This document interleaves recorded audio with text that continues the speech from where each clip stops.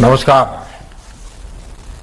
आज जब देश अपनी आजादी का अमृत महोत्सव मना रहा है तो ये आयोजन बहुत अहम है। आने वाले वर्षों में आत्मनिर्भर भारत को हमारी आत्मनिर्भर नारी शक्ति एक नई ऊर्जा देने वाली है। आप सबसे बात कर करके आज मुझे भी प्रेरणा मिली है। आज के इस कार्यक्रम में उपस्थित केंद्रीय मंत्रिमंडल के मेरे सहयोगीगण, राजस्थान के आदरणीय मुख्यमंत्री जी, राज्य सरकारों के मंत्रीगण, सांसद विधायक साथी, जिला परिषद के चेयरमैन और सदस्यगण, देश की करीब करीब 3 लाख लोकेशन से जुड़ी सेल्फ हेल्प ग्रुप की करोड़ों बहनें और बेटियां, अन्य सभी महानुभाव, भाई और बहनों, अभी जब मैं स्वयं सहायता समूहों से जुड़ी बहनों से बातचीत कर रहा था तो उनका आत्मविश्वास मैं अनुभव करता था। आपने भी देखा होगा उनके अंदर आगे बढ़ने की ललक कैसी है, कुछ करने का जज्बा कैसा है, ये वाकई हम सबके लिए प्रेरक है। इससे हमें देश भर में चल रहे नारी शक्ति के सशक्त आंदोलन के दर्शन होते हैं। साथियों, कोरोना काल में जिस प्रकार से हमारी बहनों ने स्वयं सहायता समूहों के माध्यम से देशवासियों की सेवा की, वो अभूतपूर्व है। मास्क और सैनिटाइजर बनाना हो, जरूरतमंदों तक खाना पहुंचाना हो, जागरूकता का काम हो, हर प्रकार से आपके सखी समूहों का योगदान अतुलनीय रहा है। अपने परिवार को बेहतर जीवन देने के साथ साथ देश के विकास को आगे बढ़ाने वाली हमारी करोड़ों बहनों का मैं अभिनंदन करता हूं। साथियों, महिलाओं में उद्यमशीलता का दायरा बढ़ाने के लिए आत्मनिर्भर भारत के संकल्प में अधिक भागीदारी के लिए आज बड़ी आर्थिक मदद जारी की गई है। फूड प्रोसेसिंग से जुड़े उद्यम हो, महिला किसान उत्पादक संघ हो या फिर दूसरे सेल्फ हेल्प ग्रुप, बहनों के ऐसे लाखों समूहों के लिए 1600 करोड़ रुपए से अधिक राशि भेजी गई है। रक्षाबंधन से पहले जारी इस राशि से करोड़ों बहनों के जीवन में खुशियां आए, आपका कामकाज फले फूले, इसके लिए आपको मेरी बहुत बहुत शुभकामनाएं। साथियों, स्वयं सहायता समूह और दीनदयाल अंत्योदय योजना आज ग्रामीण भारत में एक नई क्रांति ला रही है और इस क्रांति की मशाल महिला सेल्फ हेल्प समूहों से संभव हुआ है और उन्होंने संभाल करके रखी है। बीते 6-7 वर्षों में महिला स्वयं सहायता समूहों ने के आंदोलन और तेज हुआ है। आज देश भर में लगभग 70 लाख सेल्फ हेल्प ग्रुप है, जिनसे लगभग 8 करोड़ बहनें जुड़ी हैं। पिछले 6-7 सालों के दौरान स्वयं सहायता समूहों में 3 गुना से अधिक बढ़ोतरी हुई है। 3 गुना अधिक बहनों की भागीदारी सुनिश्चित हुई है। ये इसलिए अहम है क्योंकि अनेक वर्षों तक बहनों की आर्थिक सशक्तिकरण की उतनी कोशिश ही नहीं की गई थी जितनी होनी चाहिए थी। जब हमारी सरकार आई तो हमने देखा कि देश के करोड़ों बहनें ऐसी थी जिनके पास बैंक खाता तक नहीं था, वो बैंकिंग सिस्टम से कोसों दूर थी। इसलिए हमने सबसे पहले जनधन खाते खोलने का बहुत बड़ा अभियान शुरू किया। आज देश में 42 करोड़ से अधिक जनधन खाते हैं। इनमें से करीब 55% खाते हमारी माताओं बहनों के हैं। इन खातों में हजारों करोड़ रुपए जमा है। अब रसोई के डिब्बे में नहीं, वरना में मालूम है ना गांव में क्या करते हैं, रसोई के अंदर जो डिब्बे होते हैं ना, कुछ बच्चे खुचे पैसे उसमें रख देते हैं। अब पैसे रसोई के डिब्बे में नहीं, पैसे बैंक के खाते में जमा हो रहे हैं। बहनों और भाइयों, हमने बैंक खाते भी खोले और बैंकों से ऋण लेना भी आसान कर दिया। एक तरफ मुद्रा योजना के तहत लाखों महिला उद्यमियों को बिना गारंटी का आसान ऋण उपलब्ध कराया, वहीं दूसरी तरफ सेल्फ हेल्प ग्रुप्स को बिना गारंटी ऋण में भी काफी बढ़ोतरी की। राष्ट्रीय आजीविका मिशन के तहत जितनी मदद सरकार ने बहनों के लिए भेजी है, वो पहले की सरकारों के मुकाबले कई गुना ज्यादा है। इतना ही नहीं, लगभग 3.25 लाख करोड़ रुपए का बिना गारंटी का ऋण भी सेल्फ हेल्प ग्रुप को उपलब्ध कराया गया है। साथियों, हमारी बहनें कितनी ईमानदार और कितनी कुशल उद्यमी होती हैं, इसकी चर्चा करना भी बहुत जरूरी है। 7 सालों में स्वयं सहायता समूह ने बैंकों की ऋण वापसी को लेकर भी बहुत अच्छा काम किया है। एक दौर था जब बैंक लोन का करीब, अभी गिरिराज जी बता रहे थे, 9% तक मुश्किल में फंस जाता था। यानी इस राशि की वापसी नहीं हो पाती थी। अब ये घटकर 2-2.5% रह गया है। आपकी इस उद्यमशीलता, आपकी ईमानदारी का आज देश अभिवादन कर रहा है। इसलिए अब एक और अहम फैसला लिया गया है। इस सेल्फ हेल्प ग्रुप को पहले जहां 10 लाख रुपए तक का बिना गारंटी का ऋण मिलता था, अब ये सीमा 2 गुनी यानी 20 लाख की गई है। पहले जब आप बैंक से लोन ले जाते थे तो बैंक आपसे अपने बचत खाते को लोन से जोड़ने को कहते थे और कुछ पैसे भी जमा करने को कहते थे। अब इस शर्त को भी हटा दिया गया है। ऐसे अनेक प्रयासों से अब आत्मनिर्भरता के अभियान में अधिक उत्साह के साथ आगे बढ़ पाएगी। साथियों, आजादी के 75 वर्ष का ये समय नए लक्ष्य तय करना और नई ऊर्जा के साथ आगे बढ़ने का है। बहनों की समूह शक्ति को भी हम नई ताकत के साथ आगे बढ़ाना है। सरकार लगातार वो माहौल, वो स्थितियां बना रही है जहां से आप सभी बहनें हमारे गांवों को समृद्धि और संपन्नता से जोड़ सकती हैं।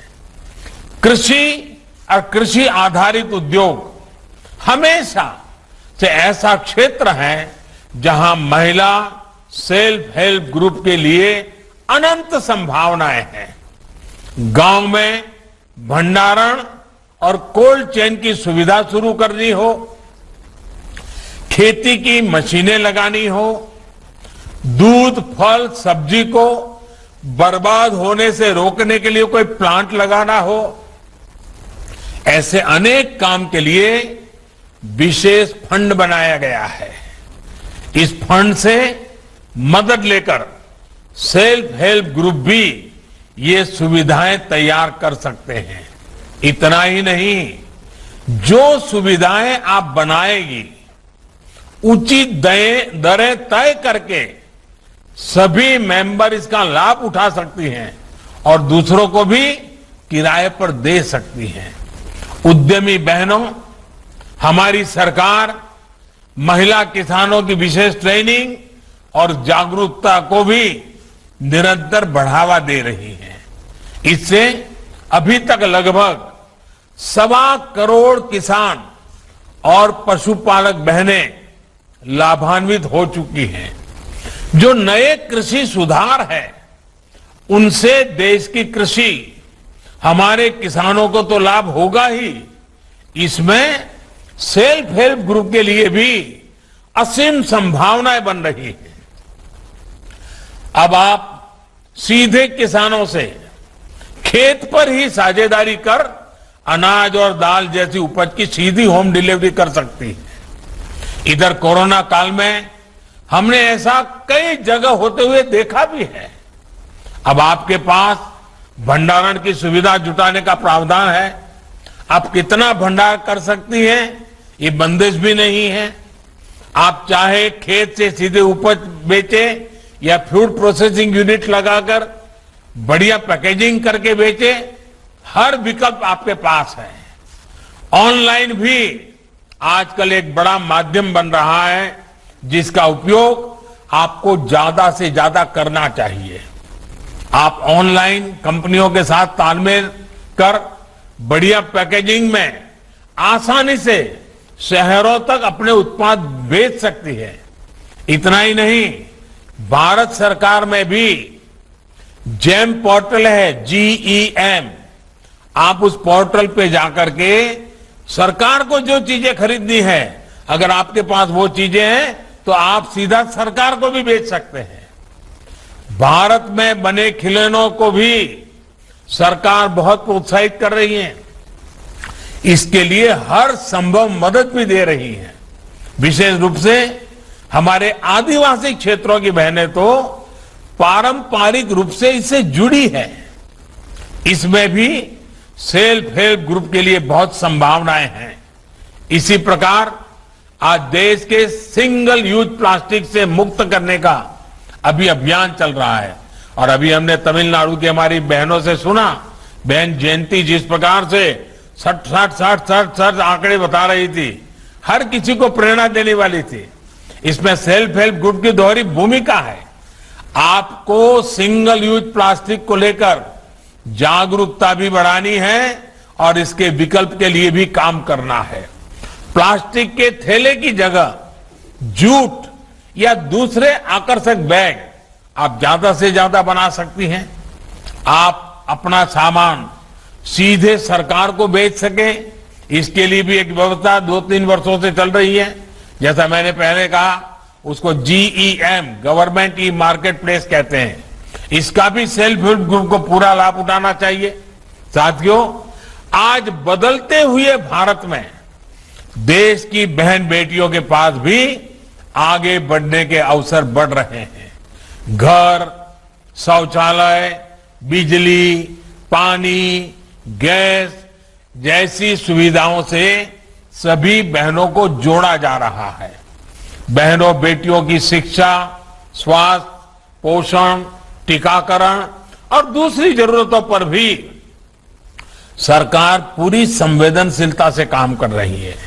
इससे न सिर्फ महिलाओं की गरिमा बढ़ी है, बल्कि बेटियों बहनों का आत्मविश्वास भी बढ़ रहा है।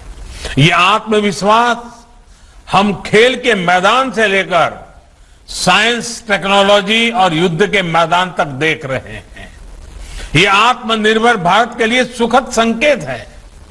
इस आत्मविश्वास राष्ट्र निर्माण के इन प्रयासों को अब आपको अमृत महोत्सव भी जोड़ना है। आजादी के 75 वर्ष होने के उपलक्ष्य में चल रहा आजादी का अमृत महोत्सव 15 अगस्त 2023 तक चलेगा। 8 करोड़ से अधिक बहनों बेटियों की सामूहिक शक्ति अमृत महोत्सव को नई ऊंचाई पर ले जाएगी। आप सभी विचार करें कि आपकी आर्थिक प्रवृत्ति तो चल रही है, इतनी बहनों का समूह है, क्या कोई न कोई सामाजिक काम आप हाथ में ले सकती है क्या, जिसमें रुपये पैसों का कारोबार नहीं है, सेवा भाव है। क्योंकि समाज जीवन में इसका बहुत बड़ा प्रभाव होता है। जैसे आप अपने क्षेत्र की अन्य महिलाओं को कुपोषण के कारण क्या बहनों को तकलीफ आती है, 12, 15, 16 साल की बेटियां अगर उनको कुपोषण है तो क्या तकलीफ होती है, पोषण के लिए कैसे जागरूक किया जा सके, क्या आप अपने इस टीम के द्वारा ये अभियान चला सकते हैं। अभी देश कोरोना वैक्सीन के टीकाकरण का अभियान चला रहा है। सभी को मुफ्त वैक्सीन लगवाई जा रही है। अपनी बारी आने पर आप भी वैक्सीन लगवाएं और अपने गांव का अन्य लोगों को भी इसके लिए प्रेरित करें।